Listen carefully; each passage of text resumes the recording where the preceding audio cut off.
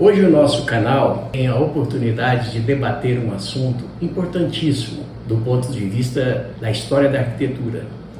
Lembro da minha época de estudante, que eu estudava com o saudoso professor Adelmo Café, sobre a história da arte.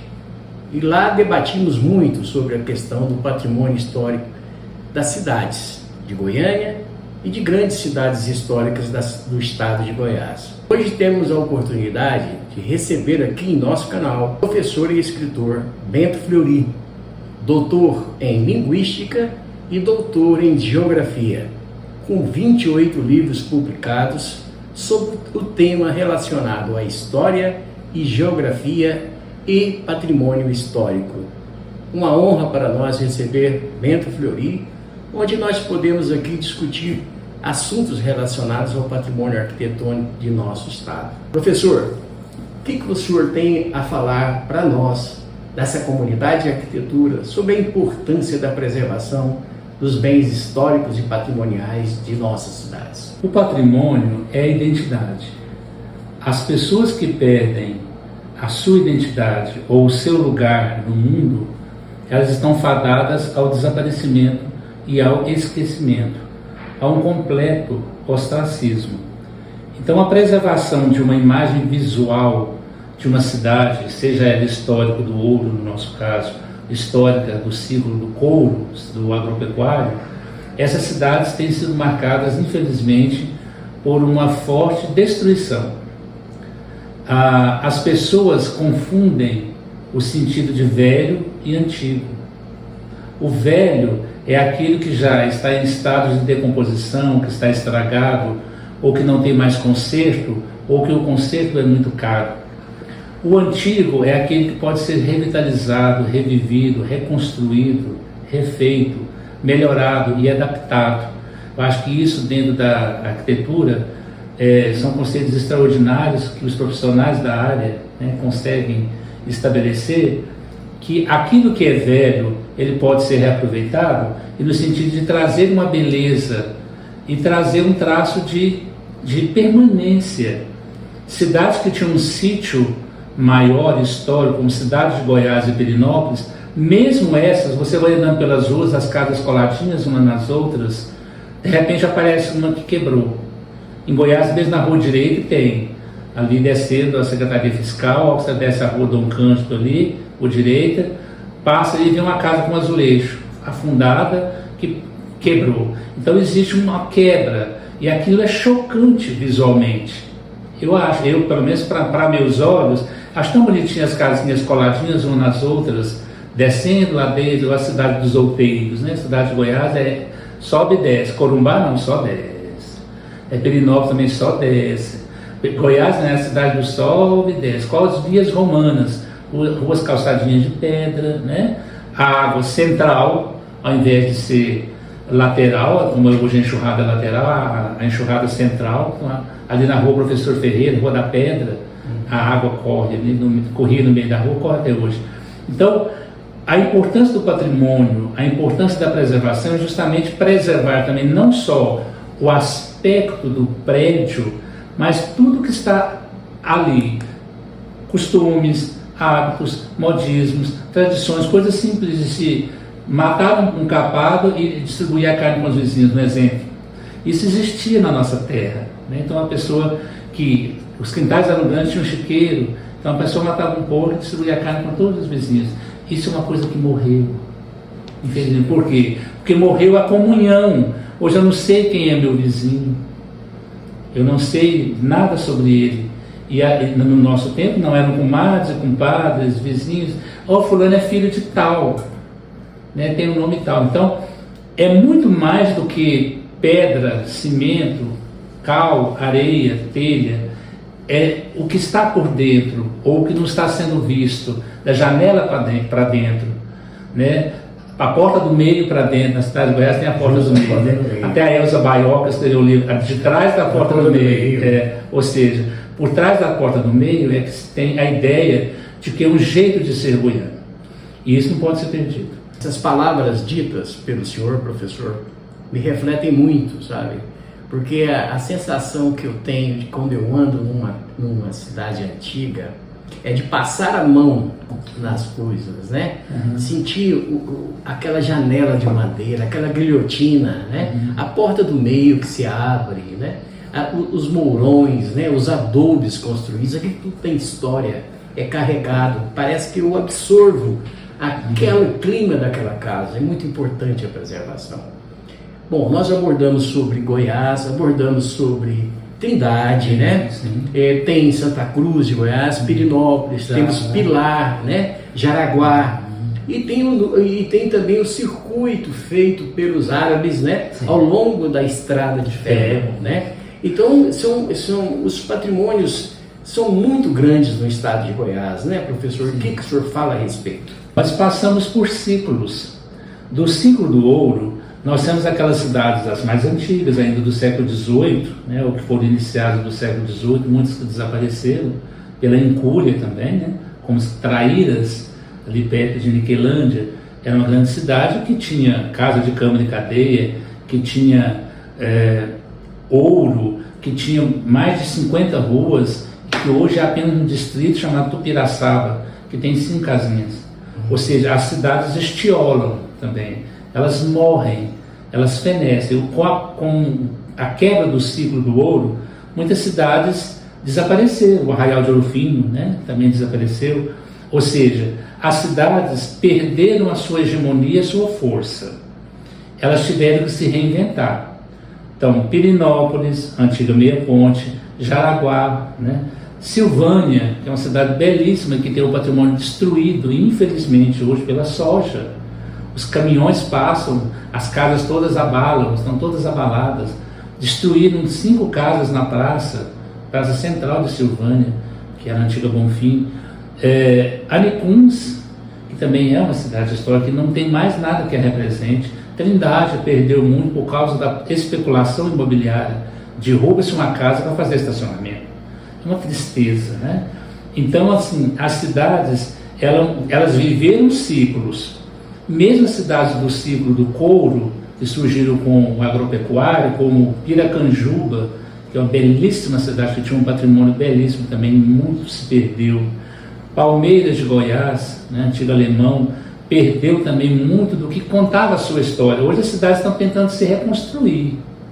Bananeiras, que é hoje Goiatuba, né? Caldas Novas, que tinham um patrimônio histórico. Essas cidades, diferentemente das do Ouro, não tem um sítio construído, ou seja, não tem um conjunto de uma rua onde tem várias casas, são esparramadas. Trindade, nós já mapeamos, ela só tem apenas 5 casas que tem por volta de 100 anos, o resto foi tudo completamente destruído. Campinas, que é hoje o bairro de Goiânia, também deve ter umas 10, 15 casas no máximo, que não resistiram à fúria da destruição de mais Campinas por conta de estacionamento também. As cidades do ciclo da Estrada de Ferro, que são do século XX, a começar de Catalão, Cumari, Goiandira, Ouvidor, Leopoldo de Bulhões, Bonfim, Senador Canedo, né? Essas cidades, elas construíram o ideário em torno da estação. Quando a estação acabou, quando o ciclo ferroviário dissolveu, essas cidades também perderam a sua identidade. Bela Vista é um caso bem diferente. Bela Vista é uma cidade que ainda tem um patrimônio construído. A doutora Nancy Ribeiro de Araújo, que é a grande historiadora de Bela Vista, ela ajudou a preservação. Então lá existe uma rua inteira com casas históricas, coisa que é incomum em cidades da região metropolitana de Goiânia, né? Bonfinópolis tinha também o seu patrimônio, foi destruído. Goianira também tinha, foi destruído. Guapó também tinha, porque são cidades velhas. Com a virose. Entendi. De vez em quando eu não consigo segurar, viu? Perdão. Tranquilo. Mas deu para ter uma perda no momento. Sim. Ciclos de desenvolvimento, as cidades do ciclo dos minerais, né? Então cidades como Cristalina, né? Então quer dizer, Lusiânia, né? Lusiânia é antiguíssima, Arraial de Santa Luzia, né? Geomínides Reis foi o grande, né? O grande mantenedor. Acho que cada cidade, Campo Formoso, que é Arizona, cada cidade tem aquele que ainda, ou ajudou no passado, Morrinhos, das irmãs Zilda Diniz Silva e Milza Diniz, já falecidas, reconstruir a história daquela cidade. Então, nós temos um rico patrimônio ainda. Só que ele fica despedaçado. Hoje, com essas leis de incentivo, tem ajudado muito, com certeza. Por quê? Porque se tem feito projetos para a manutenção desses espaços. As casas de câmara e cadeia, que eram espaços de tortura, de dor e de sofrimento, a maioria delas foram revitalizadas e transformadas em espaço cultural. Em Rio Verde, tem a casa de câmara e cadeia de lá, que eu acho que parece que funciona como teatro, casa de cultura. Morrinhos é uma biblioteca. Cidade de Goiás. Cidade de Goiás é o Museu das Bandeiras. Em aquela pé de Caldas Novas, Corumbaíba é uma casa de espetáculos. Então, assim, muitas foram. Em Santa Cruz é uma biblioteca. Então, esses espaços foram revitalizados e hoje constituem verba, conseguem, através de projetos, verbas para a revitalização desses locais. Então, esses ciclos constituem que cada cidade tem uma especificidade. Né? Se a gente vai, por exemplo, em Bela Vista de Goiás, o turismo de lá é completamente diferente. Por exemplo, se eu for em Aricuns, que hoje tem outro paradigma, que não é o histórico mais, é o das águas, que tem um belo lago lá, parece. Então as cidades vão se reinventando, mas o patrimônio deveria ser realmente o ponto matriz. Tivemos uma verdadeira aula, né? De forma geral, o senhor passeou por Goiás, né? Passeou pelos municípios, realmente por toda a geografia do nosso estado de Goiás. Professor, agora nós vamos abordar um assunto que é debatido constantemente, né? É preocupação do atual prefeito, né, do Sandro Mabel, em termos de revitalização do centro histórico da cidade de Goiânia, né? Participei como arquiteto de vários projetos na tentativa de revitalização. A gente sabe dos graus de dificuldade. Uma delas é levar a população a voltar a morar no centro, coisa que não está ocorrendo. O centro está abandonado do ponto de vista como habitação e como comércio. Comércio mais intenso, 24 horas, né? Então, eu vejo algumas iniciativas de algumas empresas começando a construir prédios residenciais no centro. Qual é a sua visão? O que é que poderíamos fortalecer o respeito à arquitetura original do nosso centro e, ao mesmo tempo, voltar ao centro ter vida comercial e vida como habitação? Assim como as grandes cidades brasileiras, Goiânia tem enfrentado, que é uma cidade nova em relação a outros, pensa na diferença entre Goiânia e Rio de Janeiro, né, em questão de idade. É uma cidade jovem, porém com o centro envelhecido, entristecido, é a grande verdade, né? O centro não é mais o lugar de alegria. É um problema social, com a questão das pessoas em situação de rua, o que é muito triste, porque transcende o aspecto apenas de moradia ou o aspecto apenas de visual, é o aspecto de o que fazer com essas pessoas. Porque o que afastou as pessoas do centro foi a violência, né, ou o assédio das pessoas em condição de rua, que isso acontece hoje.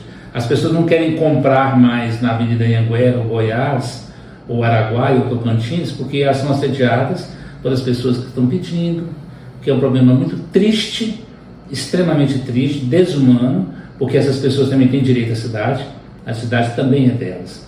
Só que as condições que se apresentam na cidade e o esvaziamento do centro trouxe essas pessoas para o centro. Existe uma casa de apoio ali na Avenida Paranaíba, próximo à ponte do Rio ali da Praça do Botafogo. Ali virou uma Cracolândia. Não sei se você já teve a oportunidade de passar por lá. Então as pessoas se amontoavam por ali, numa pequena praça, inclusive muito bonitinha, era a praça em forma de um triângulo, e ali existe um acúmulo de pessoas ali. Então, ou seja, as pessoas têm medo do centro, o centro está feio, porque aqueles prédios antigos belíssimos, com as fachadas, né, trabalhado, edifício em umas, ali na Anhanguera, é lindo, né, tudo trabalhadinho, bordadinho, mas infelizmente o excesso de propaganda, né, de nomes das empresas, poluição cobriu aquilo ali, o achatamento da Avenida Anhanguera também, que não dá espaço para ninguém estacionar, né? Então o próprio comerciante não tem lugar para estacionar ali, então como é que as pessoas vão parar ali para comprar? São os usuários do transporte coletivo que são os clientes dessas pessoas que têm ali, então as lojas não estão vendendo, foi fechando. Não existe um grande supermercado no centro. Então, as pessoas que moram em bairros muito mais afastados têm os verdurões, têm os grandes supermercados, hipermercados. E quem mora no centro está desguarnecido de padarias boas, né, de lanchonetes boas. Existiam as lojas americanas. No meu tempo, eu morava na cidade de Goiás, meu pai trazia a gente para lojas americanas. Meu Deus, o mundo ia acabar. Porque era a coisa mais maravilhosa do mundo. Cine Presidente. Cine Presidente, né? Então eu era criancinha, tinha uns 7 anos, e a gente vinha para cá, para mim era um deslumbre, o centro era deslumbrante. Hoje deu 6 horas da tarde, a gente tem medo do centro, né? Então o que precisa fazer? Tratar do aspecto humano, porque não adianta negligenciar essa parte. Existe ali uma condição muito triste. Como é que a gente vai colocar essas pessoas debaixo de um tapete e dizer que elas não existem? Então tem que se resolver o social, que existe, o número de população de ruas eu não tenho ideia, mas é imenso, que abarca todo o centro. Depois que fecha o comércio, eles tomam conta das ruas, né? E aí a praça cívica não é usada por ninguém mais. Que família que vai para a praça cívica comer uma pipoca? Nem pipoqueiro tem, né? Por quê? Porque ninguém tem coragem de ficar ali. E é muito triste, porque ela é linda, né? Porém, a cidade não é mais, o centro não é mais convidativo. Então, é tratar o social e revitalizar o aspecto urbanístico. Pedro, foi um prazer muito grande recebê-lo aqui no nosso canal. Uma verdadeira aula de história, né? E regionalizada, que é o mais importante, mais objetiva, né? Me recordo muito da minha época de estudante de arquitetura, professor Abel no Café, você deve ter conhecido o professor Abel. Fui aluno do nosso querido Frei Confalone, Amaury Menezes, né? Então são pessoas que transmitiram para mim uma visão muito bonita da riqueza do patrimônio goiano, né? E hoje aqui nós resgatamos nesses momentos que nós conversamos aqui. E muito obrigado pela sua... Pena que o tempo é curto, né? Poderíamos aqui passar uma longa tarde conversando, mas eu quero deixar aqui as palavras para você poder finalizar a sua apresentação, dirigindo ao nosso público, né? Falando sobre a importância do patrimônio histórico e da preservação dele. Muito obrigado, professor.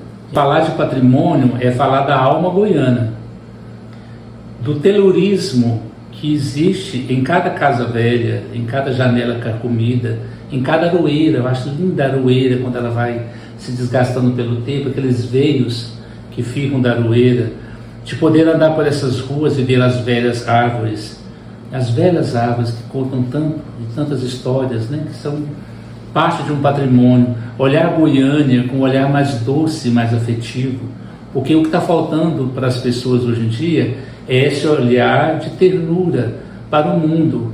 Estamos tão assoberbados e apressados, pressurosos para resolvermos os nossos problemas do dia a dia, que nós esquecemos de olhar para a nossa própria rua, de um detalhe de um bicho na rua, ou de uma pessoa, enxergar o humano que existe por trás de cada prédio, seja de Goiânia, seja de Corumbá de Goiás, seja da cidade de Goiás, seja de Pirinópolis. Poder viver, experienciar e ser tocado pelo coração ao lembrar que em cada casa existe uma história, existe uma alma pungente de alguma coisa que desapareceu ou que aquela casa representa para aquela família. Então, olhar o patrimônio é olhar com olhos mais doces e pensar que o mundo não é só o imediatismo de agora. Muito obrigado.